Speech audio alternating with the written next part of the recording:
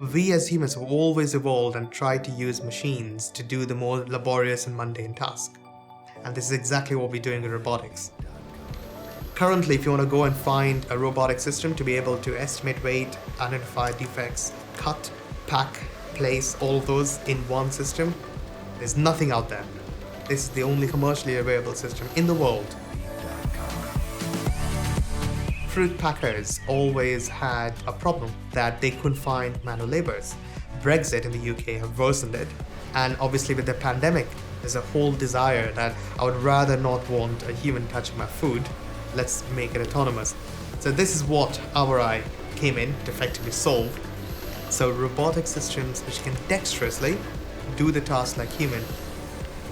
We're using LiDAR technology, which is able to produce three-dimensional point cloud information to help us to know the precise location of the grapes in three-dimensional space.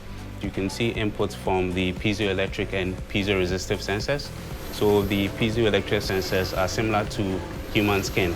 They're able to detect slippage. So the robot is able to intelligently determine which bunch of grape to pick. That helps us to pack to the target weights that is required by customers. What excites me with our eye is that by having artificial intelligence robotics, you make a productive society which can do and utilize their time more effectively.